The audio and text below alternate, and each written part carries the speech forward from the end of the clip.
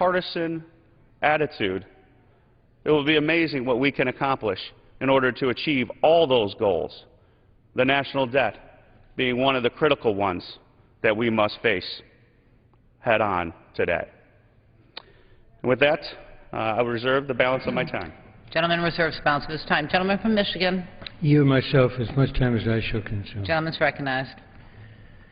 Madam Speaker, we should not even be considering this resolution. I repeat, we should not even be considering this resolution. We should be moving forward, not backwards. This resolution is a dangerous distraction from the unprecedented challenge before us. 14 million Americans are looking for work. 14 million. The Census Bureau reported just yesterday that the poverty rate is higher than it's been in 17 years. 17 years. And median income in this country is at 1996 levels. 1996 levels. The President has proposed a job bill that one knowledgeable observer, Mark Zandi, estimates would create 1.9 million new jobs and add 2 percentage points to GDP growth next year. We need action to spur economic growth and job creation. That's what we should be considering today. Instead, through this resolution, Republicans want to prolong the agony of the debt limit debate and take us back to the brink of default, which would be where we would be if you succeeded. This bill can pass the House only if members who voted yes in August on this issue decide, in essence, to vote no in September. Yes in August, no in September. This nation wants us to be guided by the needs of the nation, not the internal politics of a caucus or a conference. We've seen the consequences of that kind of Republican brinksmanship. Standard & Poor's said in downgrading our credit rating, and I quote, "It involved a level of brinkmanship greater than what we had expected earlier in the year," end of quotes. In August, consumer confidence dropped by the largest amount since the peak of the financial crisis in 2008. And the Conference Board noted a direct link between that fall and the debate over default. And I think we need only to check 401k statements from August to remember the precipitous drop in the stock market. Were this resolution to become law, and all those who speak or vote for it have to understand that, the U.S. would default on its obligations for the first time in our history. This would throw our economy back into deep recession, trigger $400 billion in immediate job-destroying cuts, and call into question our ability to pay earned Social Security and Medicare benefits. Madam Speaker, we should not be considering this resolution today. We should be moving forward on the President's plan to jumpstart our economy and create jobs for American workers. The American Jobs Act will put more money in workers' pockets through a temporary tax cut, saving the average family $1,500 a year. It would also keep over 6 million workers from losing their unemployment benefits while they continue searching for work and provide this proposal new employer incentives to help get them hired. If we don't act on these issues, over 1 million people will lose their unemployment benefits in January and over 2 million in February. So we need to act. We need to look ahead, not just try to go backwards. So I strongly urge my colleagues to vote no on this resolution, so we don't waste one more minute on a renewal of Republican brinksmanship. 14 million Americans who are looking for a job, and 43 million Americans who are living in poverty cannot afford to wait 1 minute longer. I reserve the balance of my time. Gentleman reserves the balance of his time. Gentleman from New York. Madam Speaker, at this time, I'm pleased to yield 5 minutes to the gentleman from Florida, Mr. Mack. Gentleman from Florida is recognized for 5 minutes. I thank the gentleman. Madam Speaker, I rise today in support of this resolution of disapproval because Washington will continue to have a deficit spending problem until we say enough is enough, and we put a stop to it. The gentleman across the aisle would like to say that this is going backwards. Every time I hear someone on the left speak, it ends up costing us more money.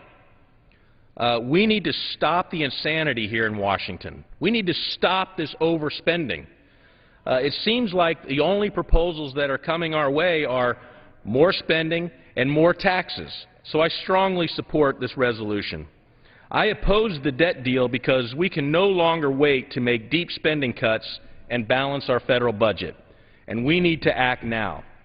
Today we have an opportunity to prevent some of the debt deal from going into an effect and disallow the government from borrowing another $500 billion. Borrow another $500 billion. Recently, we've heard the President keep saying on his new proposal, pass this bill now, pass this bill now, pass this bill today. When I'm saying, and the American people are saying, stop the spending now. Stop the spending today. Stop putting this burden on our children and grandchildren. Yet the President wants to continue to go out there and sell a jobs plan that is more of the same. And he wants to pay for it mysteriously, shockingly, by raising taxes that will do nothing but kill jobs. So his own proposal that he wants the Congress to take up, in effect, is going to destroy jobs. Somehow, we've got to convince people here in Washington and the President that it's not the government that creates jobs. It's the individual. It's the entrepreneur. It's the person willing to take risk.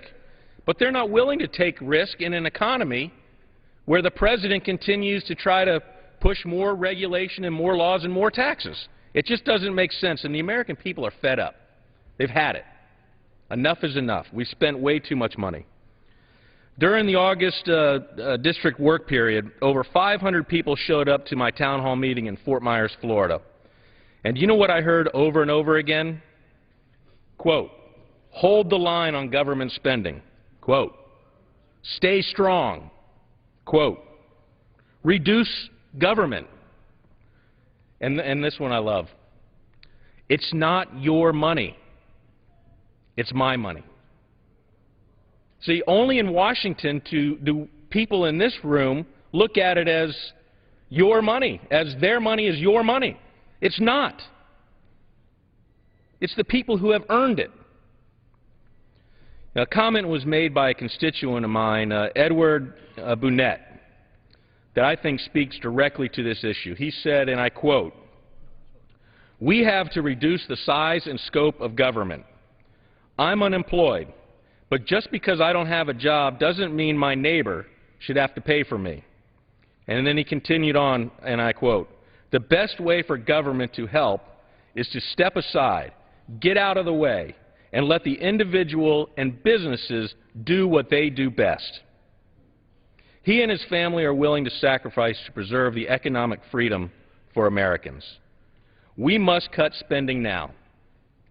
That's why I introduced the 1% Spending Reduction Act, and it's, as is commonly known, the Mack-Penny Plan. With this plan, we can balance the budget in 8 years. By capping spending at 18% of GDP, in the 7th year and cutting 1 penny out of every federal dollar for 6 years. 1 penny. Everybody at home, every business, every individual has had to take more than 1 penny out of their home budget or 1 penny out of their business budget over the last 4, 5, 6 years. And for the federal government to instead be talking about spending more money every year, we need to cut spending. We need to balance our budget. My plan will balance the budget in 8 years. And for those people who might want to say, well, we're not for just across-the-board cuts. Great. What we've said is Congress decides where the 1% comes from. But if the Congress fails, then we're going to require an across-the-board cut. So we can either work together, or one way or another we're going to get the 1% across the board. The deficit spending has to stop. And like I've said before, enough is enough. I support this resolution, and I would encourage all of my colleagues, Democrats and Republicans, to join me in supporting this resolution. Thank you very much. Gentleman's time has expired. Gentleman from Michigan. I yield myself 15 seconds. Gentleman's recognized. To the gentleman, working together won't work if you undo the work that we did together. I now yield 5 minutes to the ranking member of the Financial Services Committee, Mr. Frank. Gentleman from Massachusetts is recognized for 5 minutes. Madam Speaker, I'm a great fan of the tradition of comedy in America. And I want to salute my Republican colleagues for this tribute to one of our great comedians who died tragically early, Gilda Radner, who in the early days of Saturday Night Live invented the character of Rosanna Dana, who would get on the news segment and say something outlandish, and then when she was corrected, her response was, "Never mind." This is the never mind resolution that the Republicans have brought forward. People should understand what this says. It says that the bill that we passed that kept the government from shutting down, and I didn't like that bill, but I liked the part of it that kept the government from shutting down. I was ready to vote just for an increase in the debt limit. Singling out the increase in the debt limit to cancel it, that's what this does. What this says is, and here's the problem, we have a majority that has a problem with reality. They have a problem with reality in the field of science. They have a problem with reality in the field of the economy. One of the manifestations of that is their objection to raising the debt limit that was in large part necessary because of debt they incurred. You know, when the debt limit came up, it struck me, it wasn't my debt limit. I didn't vote for the war in Iraq at a cost of $1 trillion. I didn't vote to give millionaires a tax cut that they didn't need and that had no beneficial effect on the economy. But I did, out of a sense of responsibility, vote to raise the debt limit. Now, I voted against one of them, but I voted for several others. What this bill says is this. Yes, we had to, because we were getting a lot of pressure, vote to raise the debt limit. But now that that is safely behind us, we're going to pretend that we were really against it. So this is the never mind resolution. People should understand this. What this resolution would do would be to undo what just happened. So we have members on the majority side who have trouble explaining to their primary voters why they had a temporary embrace of reality. Now, they're not comfortable with that. Their primary voters aren't comfortable with that. So having done what they had to do, they now want to pretend that they're going to undo it. The Senate's already killed this. They don't want it to pass, because understand what it would do. It would put us right back in the debt limit situation crisis. And by the way, these are people who are putting this resolution forward who purport to believe that a major concern with the economy today is the uncertainty that faces investors. So what do? They bring up a resolution today that would recreate, if anyone took it seriously, and I will give them the credit of saying that they don't, but if anyone took it seriously, it would recreate the greatest source of uncertainty we've seen in a long time, whether or not the federal government was going to shut down. So that's the phoniness of this. Now let's talk about the substance. My colleagues claim to be against spending. Apparently, in their world, the $700 billion, nearly $700 billion, that is spent annually by the Pentagon isn't spending. I don't know what it is. We have a situation in which this year in the budget, The Republicans brought forward a bill to increase military spending by $17 billion, while funds for local police and funds for local street repair were cut. So that's the problem. Yes, I am for reducing spending. I am for reducing a swollen Pentagon budget. We had the President ask that reduced by 10,000 the troops in Afghanistan. Many on the Republican side, including their leadership, criticized him for that. Do they think 10,000 troops in Afghanistan are paid for with funny money? The fact is that while on the one hand we hear these complaints about spending, we have people who are pushing for more and more spending. And I have to say here that I would include my administration in this, and I think if the President expects us to go along with certain restraints elsewhere, adding billions of dollars to what we have already wasted in Iraq by keeping thousands of troops in Iraq beyond this. And by the way, why are we keeping troops in Iraq? One of the leading advocates for keeping troops in Iraq, a leading Republican senator, Senator Graham, said, we must keep our troops in Iraq because we have to police the border between the Arabs and the Kurds. That at a time when we are denying funds to our cities to police their own areas. So let's be clear. First of all, this sham says, you know what, we had to vote to raise the debt limit. We're now going to engage in this mock exercise of taking back what we did. And if anyone, again, takes it seriously, it will send waves of uncertainty back into the economy. But secondly, going forward, yes, join us. And that included some on the Republican side, unfortunately a small minority. Don't give more and more and more for the military, not to defend America, not to fight terrorism. Those things are not in controversy, but to subsidize the wealthy European nations. Madam Speaker, the NATO nations outside the United States spend an average of 1.7% of their gross domestic product on the military. We spend 5.4%, more than 3 times as much. And my Republican colleagues have resisted reducing that. What they want to do is to subsidize the social safety nets and the spending of Western Europe at the expense of spending here. And how do we do that? By allowing them to hold down the military.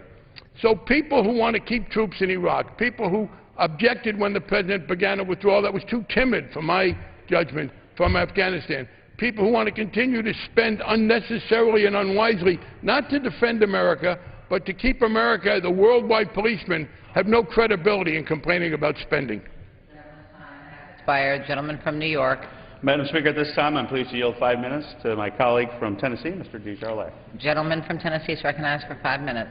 Thank you, Madam Speaker, and thank the gentleman.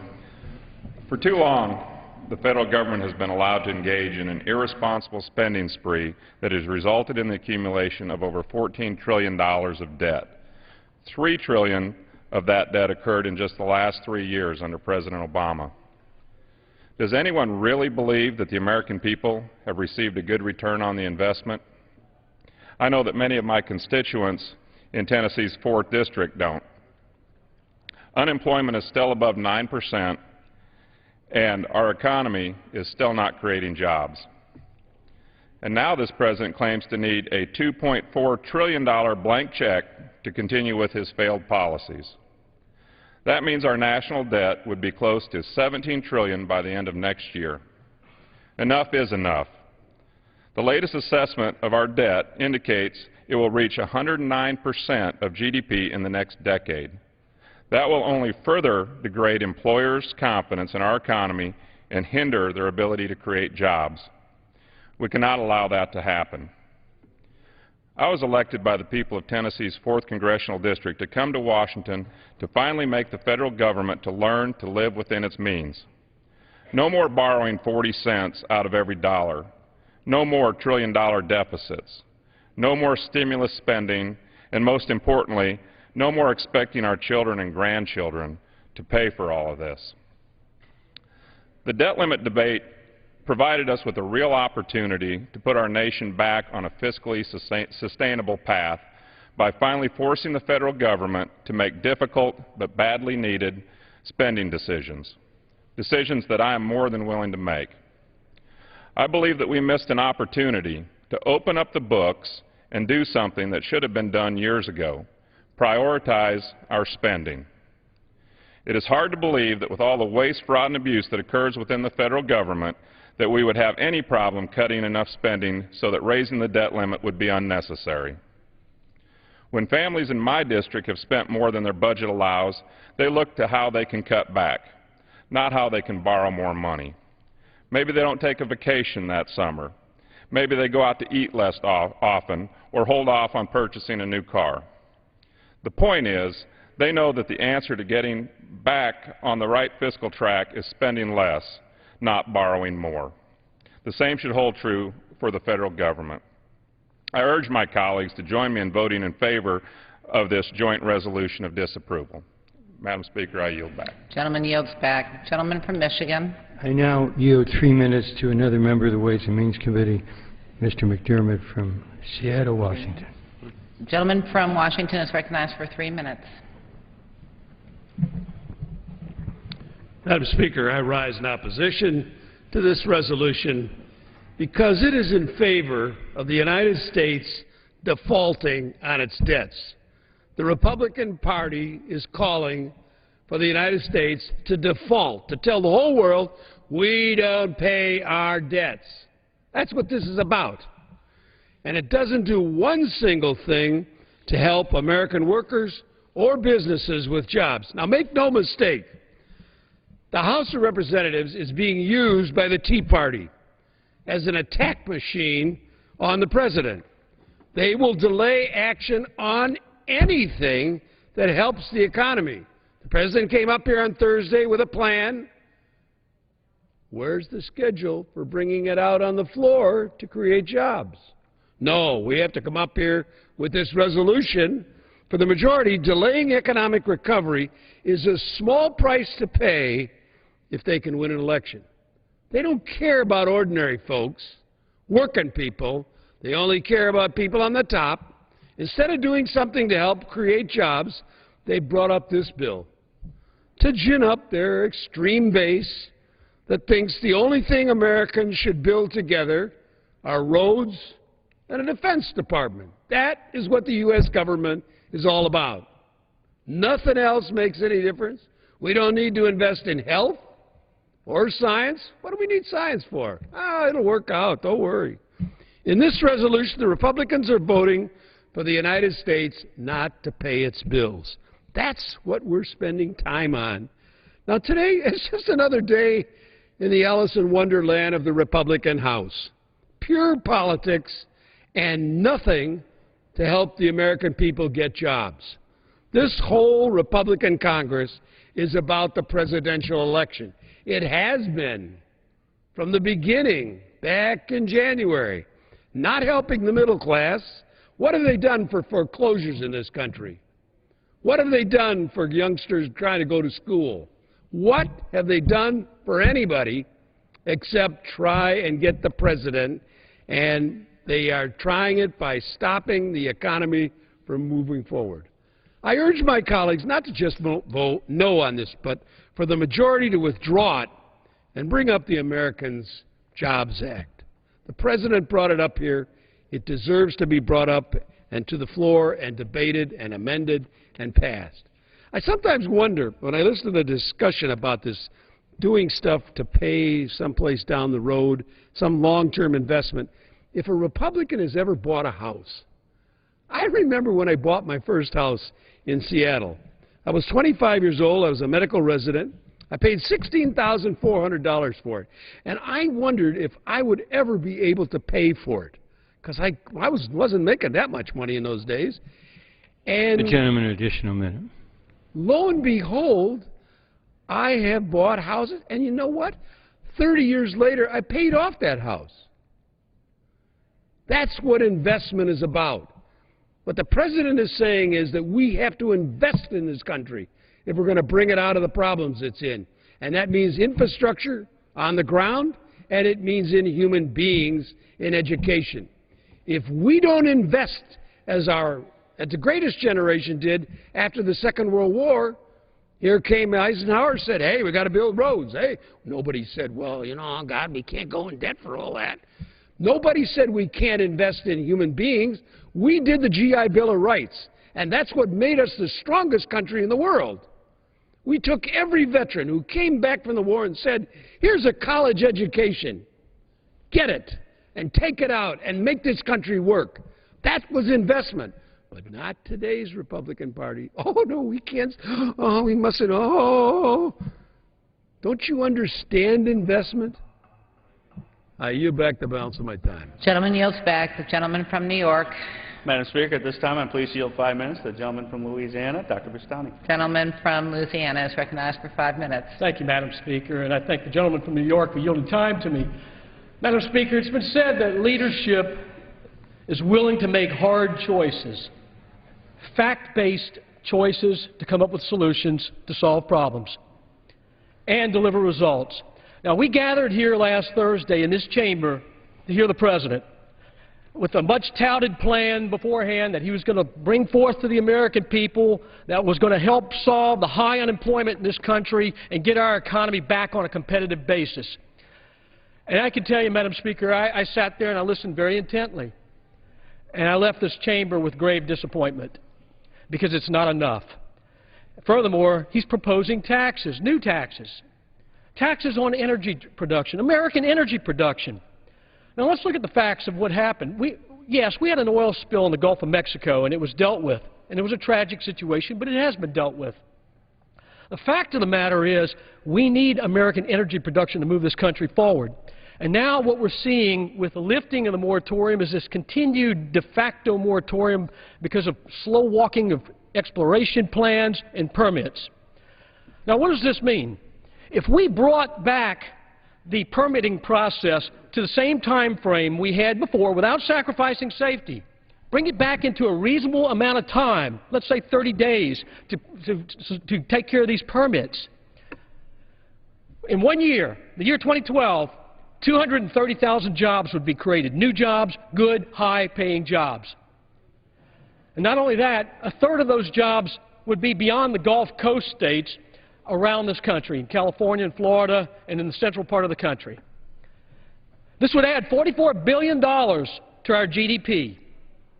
And that's just getting things back to where it was. That's not even talking about expanding exploration in these shale formations or looking at the east and west coast where we can do more or Alaska.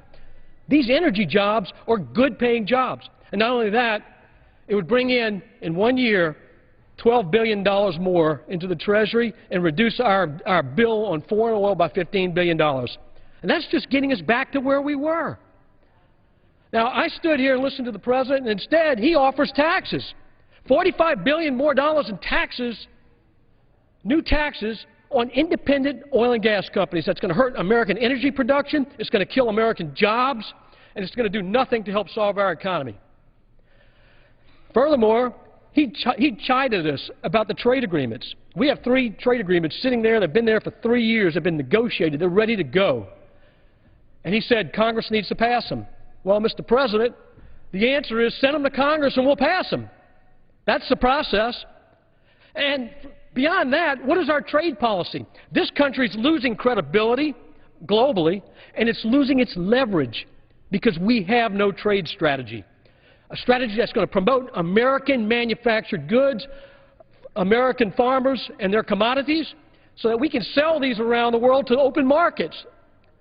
That will get our economy going. If we want to solve our debt problem, yes, we've got to balance our budgets. Yes, we've got to deal with the debt problem. We've taken some steps. But I saw nothing that the President offered, and that's why I'm here supporting this resolution, to push this President to consider the steps that need to be taken to promote American competitiveness, private sector job growth. That's what we need in this economy. Now, the President had the answer. He was standing here at this podium, and he had the answer right up there on the wall of the House behind him. There's a plaque up there, and it's a quote from Daniel Webster. And that first sentence in the quote says, "Let us develop the resources of our land." What's wrong with that, Mr. President? For God's sake, we need American energy production. And it's simple. Stroke of a pen, he could solve this permitting problem and at least get us back to where we were, create 230,000 jobs next year, add to our GDP growth, and this would be a start, a down payment to a comprehensive energy strategy for this country. This is a no-brainer. We need natural gas as part of our transition strategy. His policy is going to knock out natural gas production in this country. 97% of it is done by small domestic companies here in the U.S., and these taxes will put many of these companies out of business. Mr. President, read the plaque. Let's develop our natural resources. Let's do what we have to do. Let's promote a very aggressive export-oriented trade policy. And we need a willing partner to move forward with tax reform. We're getting half-hearted signals. This country needs fundamental tax reform. We want to do it on the House Ways and Means Committee. We're ready. We stand ready as willing partners. But yet, we're getting signals, mixed signals.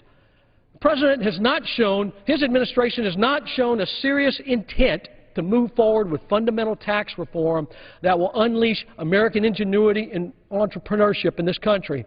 And that's what I heard all through August when I was back home in my district. When I talked to folks, they want to see an energy strategy. They want to see comprehensive tax reform that simplifies our code and lowers rates, clears up some of the loopholes. And they want to make sense out of this tax code, and they want to see us selling goods overseas, letting our ports expand. He didn't even mention maritime infrastructure. We've got bills right now that would improve our maritime structure without costing 1 penny more in deficit spending. Why aren't we acting on these things? We're tired of rhetoric. We're tired of political talking points. And what we need is action. The American people have had enough. And I say let's get to work. Let's get this House moving on fundamental changes that will improve this economy and create private sector jobs. I yield back. The gentleman's time has expired. The gentleman from Michigan. I yield myself 30 seconds before you, Mr. Neal. I want to say to the gentleman from Louisiana, I listened intently, and I don't understand how he could have voted yes to raise the debt ceiling in August, and now, in essence, he's going to vote no and bring this country back to the brink of chaos. I now yield 3 minutes to the very distinguished gentleman, a very active member of our committee, Mr. Neal. Gentleman from Massachusetts is recognized for 3 minutes. Thank you, Mr. Levin. Madam Speaker, I'm fascinated by this argument for the people that are viewing it, largely because this is not an argument about new spending. This is an argument about paying for past spending. So when Bill Clinton said adieu, said goodbye to the American people on January 19th of 2001, this is fact, not opinion, America was staring at a $5.6 trillion surplus. On January 20th, George Bush took the oath of office, and when he left 8 years later, we were looking at a $10.6 trillion deficit. Let's recount those years. 2 wars, $2.3 trillion worth of tax cuts, a prescription D benefit that was unfunded, and all of the money they applied to those arguments, and I'm very pleased by the fact I voted against those tax cuts, spoke against them, and voted against the war in Iraq, but all of the money that I've just referenced was borrowed money by the Republican Party. They borrowed all of the money for it. Fact, not opinion. And now the bill has come due, and they're on the floor talking about fiscal rectitude. Now, here's what I think is important. The gentleman from Florida opened this debate, my friend, Mr. Mack, by talking about our money and how that money is utilized. Well, guess what? The veterans' hospitals, 35,000 men and women wounded in Iraq and Afghanistan. Is he saying that that's not our money that ought to pay for those hospitals? Joe Stiglitz has estimated that the cost of disability for the war in Iraq will be between $500 and $900 billion. I hope people pay attention to what I'm about to say. Almost one out of two people who have served us honorably in Iraq and Afghanistan, they're coming back with a long-term disability. Those VA hospitals are going to be stretched for years to come, and whether you were for Iraq or against it, our responsibility is to pay for those men and women who served us honorably. 20 years old, life expectancy of 80, they're in our care for the next 60 years. I would note with some humor that the Republican leadership did not send out today people that were here for the tax cut vote or for the vote on the war in Iraq. Remember weapons of mass destruction and how that vote was to take place? Friends, this is about paying our bills. This is not about new spending, and I hope there's no confusion in the hinterlands. Today, because of the wars in Iraq and Afghanistan, every American citizen has a bill of $17,000. They helped bring us to this path of fiscal irresponsibility during their years of borrowing and borrowing and borrowing, and they asked the American people to embrace amnesia. They set the fire, and now they're calling the fire department. This is a very simple vote. It's about paying our bills. Gentleman's time has expired. The gentleman from New York. Yes. Madam Speaker, at this time, I'm pleased to yield 5 minutes to my colleague from Indiana, Mr. Stutzman. Gentleman from Indiana is recognized for 5 minutes. Thank you, Madam Speaker, and I'd like to thank the gentleman from New York for yielding on such an important subject that we're talking about today. I'd like to make a couple of points in reference to what the gentleman from Massachusetts just made and regarding the Republican Party. And I would say that the Republican Party did make mistakes at the beginning of this decade. I would say the Democrat Party has made some mistakes in the last several years. I think there's plenty of blame to go around for both parties in Washington. There's a new crew in town. There's 87 new Republicans that were elected last November from all across this country who have joined those in our party who are saying, stop the spending, stop the madness. We're working against ourselves, folks. Madam Speaker, I would say that, you know, we wouldn't have to continue having this discussion if we would stop spending, stop borrowing, and then we would focus on the economy. It's going to take both sides to come together to fix the problem within our economy. We're going to have to control our spending. We're going to have to help those Americans who are out there and those who are actually establishing jobs, those who are creating jobs. It's not the U.S. government that is going to create the jobs for those who are unemployed. I believe that we have a great opportunity right now to again say, let's stop this sort of spending binge in Washington, D.C. We're passing on debt to our kids and our grandkids. This is an opportunity for us to come together, both parties, and say, let's forget about the sins of the past. Let's pay those bills, but let's not continue to spend the way that we're spending today. From a debt of $79 million when the Revolutionary War ended, the United States has racked up a debt of nearly $14.6 trillion. It would take nearly everything that Americans produced in all of last year to pay off the existing national debt. Right now, I see two competing visions in Washington and across this country, Madam Speaker. The first vision is the business-as-usual vision, and we see a lot of that right here in Washington. It says we need to blindly increase our debt, and if people complain, call it investment instead of debt. In May, President Obama called for a no-cuts-attached increase to the debt ceiling. He didn't give up his call for a blank check until his request had failed here in this House by an overwhelming and bipartisan vote of 97 to 318. The second vision that I hear a lot about back in Indiana is the same vision and the same work that families do every year. You figure out how to live within your means.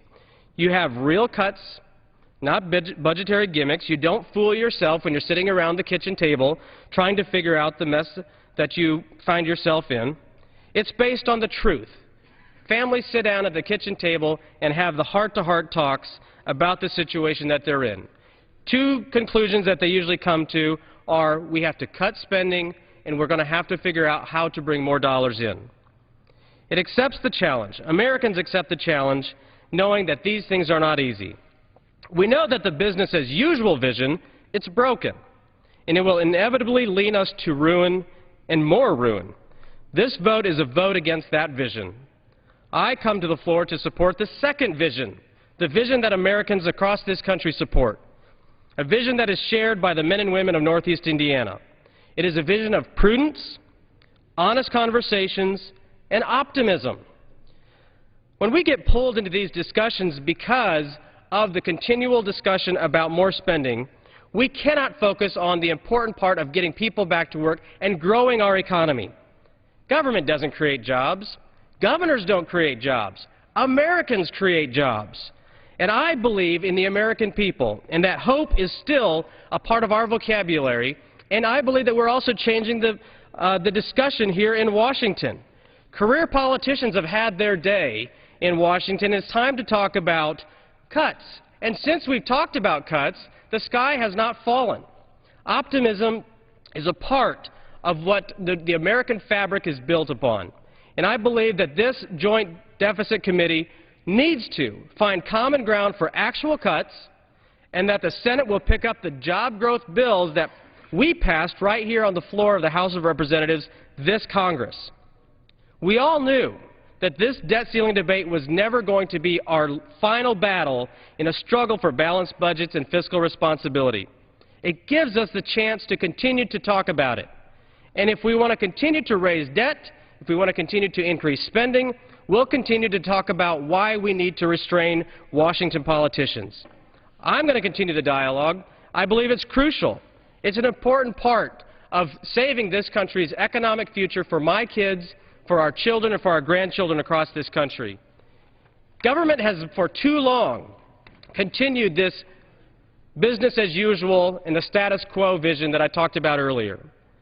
Americans are going to have to pay back all of this debt. This may not be a tax increase, but inevitably and indirectly it is.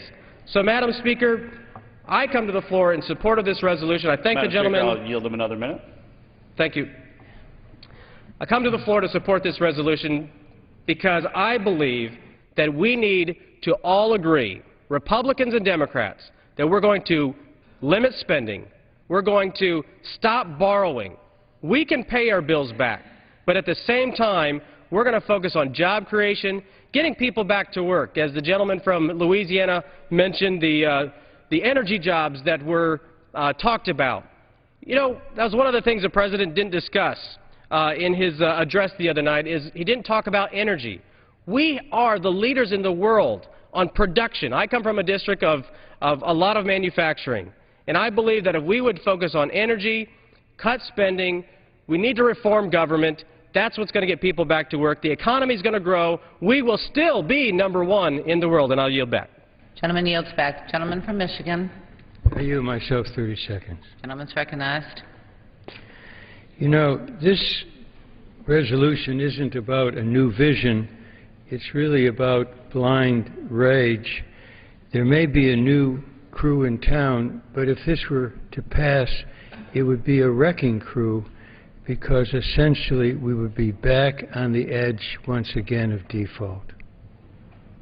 I now yield 2 minutes to the very distinguished gentleman from Georgia, Mr. Jackson. Gentleman from Georgia is recognized for 2 minutes. Thank you, Mr. Speaker and Mr. Ranking Member. America was united in its disgust at the spectacle in Washington during the debt ceiling fiasco. The Republican threat of default ranks among the most reckless and destructive political stunts in modern American history. It undermined a fragile but recovering economy and reduced faith in the United States of America. It has also undermined the American people's trust in its government. There's no reason to have a debt ceiling at all.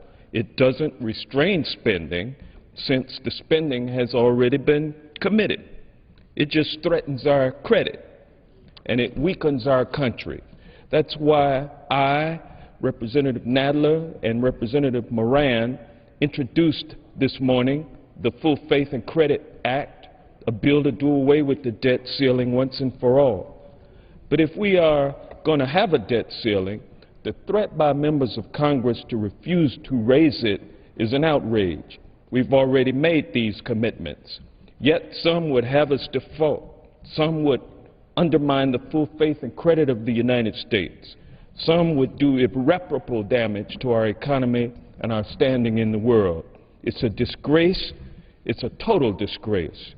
And the American people see it for what it is, part of a concerted effort to undermine this economy in order to undermine the president and fulfill the Congressional Republicans' Inauguration Day vow to do everything within their power to ensure that President Obama would be a one-term president.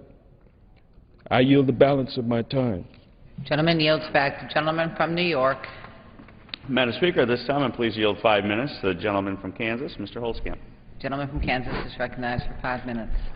Thank you, Madam Speaker. I appreciate the gentleman from New York yielding to me. I do support this resolution. Here in this chamber, or actually here in America, we often talk about achievements in terms of metrics. The larger the better. For a private company, it's impressive when it has a large budget, a large workforce, a large profit, and a large presence. The federal government as an institution should not talk this way, even though similar assertions would all be true. Washington spends too much, employs too many people, and is too intrusive in the lives of all Americans. The major difference is that private businesses make investments that deliver returns, and failure to do so is the demise of the business. The federal government spending, though, often fails to deliver real results, but the federal government does not meet its demise, rather. The all too often negative consequences fall on taxpayers and usually results in a new government program, or one, or dozens more. But if we were thinking like a business person, we would consider the results that have come from past investments before making another. 2.5 years ago, the previous Congress and this current President implemented a stimulus that ultimately will cost Americans more than $1 trillion. Yes, $1 trillion. This mega investment was supposed to create 3.5 million jobs. This investment was supposed to bring an unemployment rate of 6.4% last month. But what has actually happened? The President is more than 6 million jobs short, and unemployment stood at 9.1% last month. That's not even counting the millions of Americans who are underemployed. The Budget Control Act, which the President signed, was supposed to be about putting an end to Washington's business as usual. Spend and borrow some more.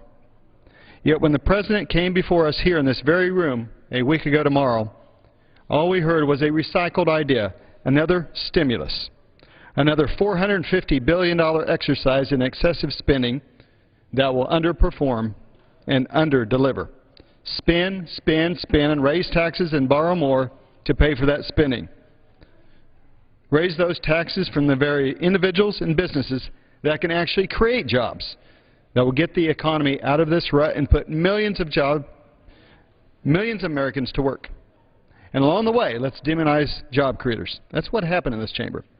You know, I believe the federal government should function as efficiently and effectively as a private business. But it by no means should be able to brag about a large budget that fails to deliver and which only adds to the red ink each year. Before adding to the $15 trillion in debt this country already has, or sustaining more years of trillion-dollar annual deficits, we have no choice. And the American people expect no less. Cut current spending and cap future spending obligations and pass a balanced budget amendment.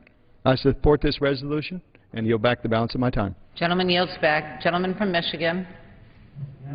Privileged to yield 3 minutes to another active member of our committee, Mr. Doggett of Texas. 3 minutes. Gentleman from Texas is recognized for 3 minutes. I thank the gentleman. You know, I think it's clear that this resolution is just not my cup of tea, but I can tell you if we followed the path that was just recommended, Republicans could drive us deeper into recession or even depression. You know, it's as if the Republicans who are here today wanted to start Halloween early because they keep trying to bring back to life as if it were some zombie, the specter of debt default that has already caused us so many problems. Building on their earlier success in sowing panic and reaping fear in our global financial markets that contributed to the first ever downgrade of our nation's credit rating, these professional obstructionists are determined to keep trying to wreak havoc. As families are demanding action on the economy, a response to jobs, the Republicans instead are focusing on pandering to a small group of people for whom reality doesn't seem to make much difference. The problem is reality has a Democratic bias when it comes to this question of the economy and job creation. I think if the Republicans really want to help us close the debt gap, the best way to do that is to get this economy moving. An increase in economic growth will do more than any of the things that he just mentioned. Some amendment that might be approved years from now will do more to help us get the debt under control than most anything else. And, of course, how do we end up with the debt that we have today? Well, much of it is directly related to the policies of the Bush-Cheney years when Republicans were totally ignoring the issue of debt. Unpaid wars, tax cuts based on the mythology that they would pay for themselves when they just dug us deeper into debt. And now we face the need to try to get our economy moving again. Their solution? Do less. Jeopardize the full faith and credit of the United States. I think one of the problems that we have here, and it afflicts the Democratic Party to some extent as well as the Republicans, but especially with our Republican colleagues, is that we've just got too many certified smart people here in Washington.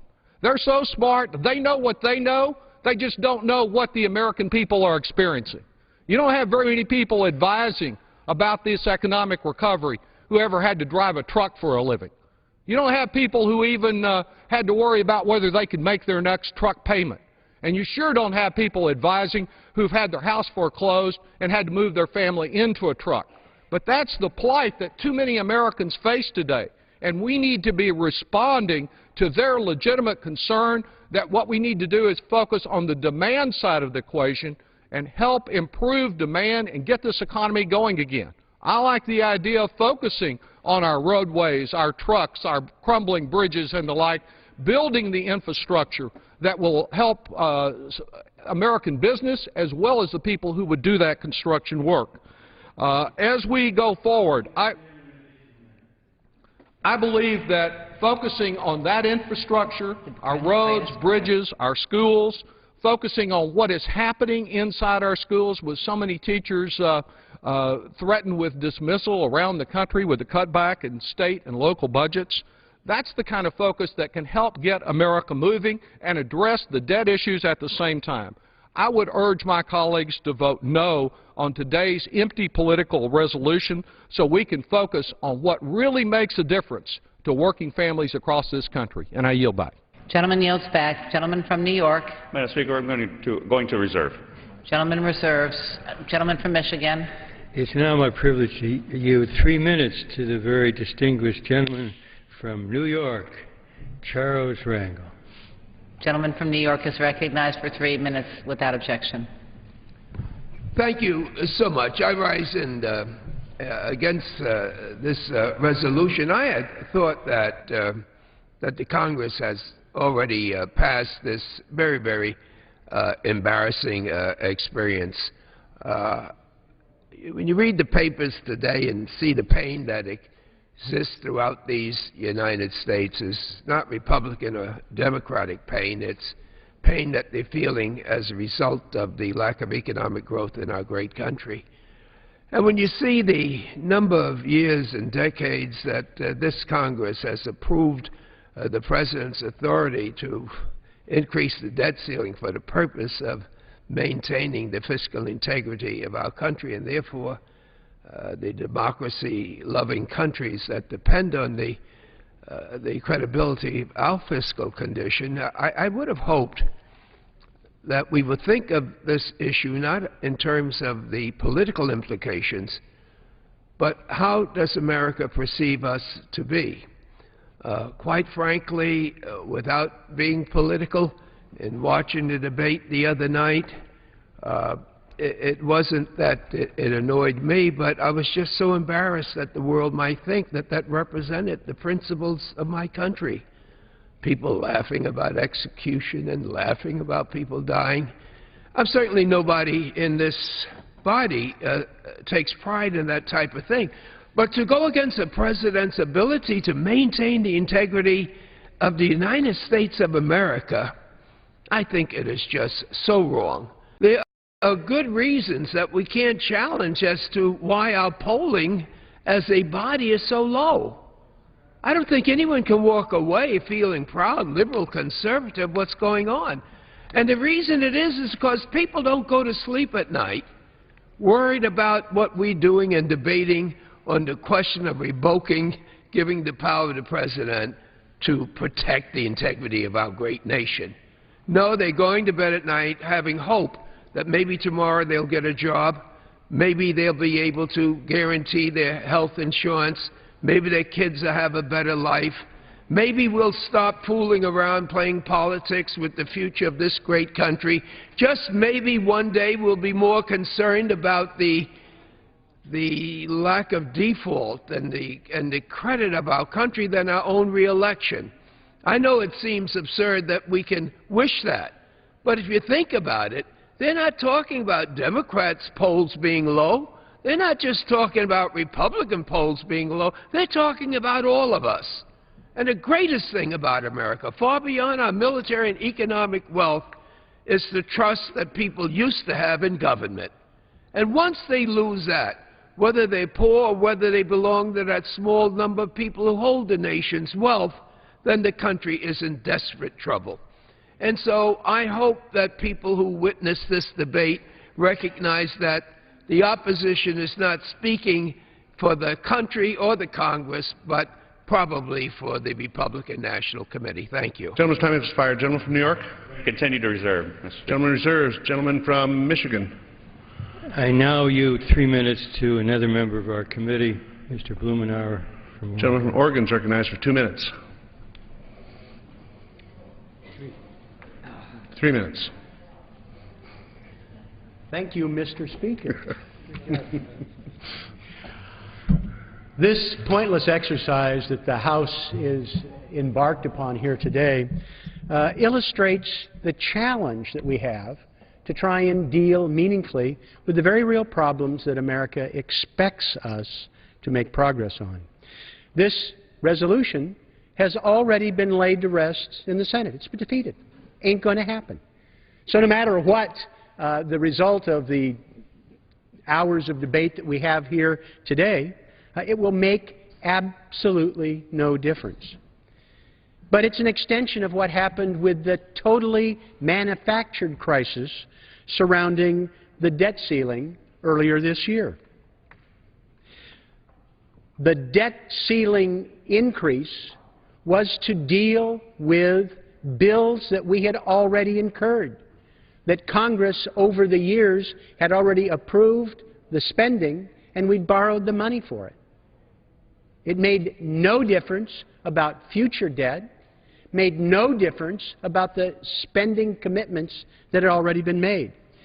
Yet we watched tremors go through international markets, not because America couldn't pay its bills, but because some politicians, for their own purposes, were willing to risk that America didn't pay its bills. Unprecedented. We've raised the debt ceiling over 100 times. There was no doubt that we would, in fact, honor our commitments. But there were people talking crazy enough that cast doubt. And that, I think, at least in part, is why we have seen the markets in the United States be on a roller coaster and people watch their 401k maybe be a 301k one afternoon before it goes up a little again and then goes back down. It doesn't have to be this hard. If instead of a pointless exercise we would spend some time on areas where actually Congress could come together and cooperate, on dealing with the infrastructure crisis in this country, where there's broad support from the business community, organized labor, contractors, local government, environmentalists, to move forward to rebuild and renew this country, putting not thousands, not tens of thousands, putting millions of Americans to work, strengthening our country and our economy. We could be dealing with something like this, but we're not. We could deal with reforms in agriculture that would put more money in the hands of America's farmers and ranchers, less in mega agribusiness. We'd save money, we'd improve the state of agriculture, and while we're at it, we could probably improve the health of our children in school with their nutrition. But we're not dealing with that. Additional 1 minute. And most tellingly, we should be accelerating the reforms that the last Congress enacted. You know, when they started, most of them were bipartisan ideas that have been implemented in some cases by Republican governors. The difference between what America spends on health care this year and what the second most expensive country, Switzerland, spends, $3,000 a person, $3 trillion over 10 years if we could just spend as much as the second most expensive country in the world. We ought to be working on things like this that will make a difference for America, put them back to work, have fiscal stability, and maybe regain a little confidence in the political process instead of pointless exercises like this. I hope that we will get this out of our system, get down, and get to work. America deserves our best, not our worst, which is on exhibit here today.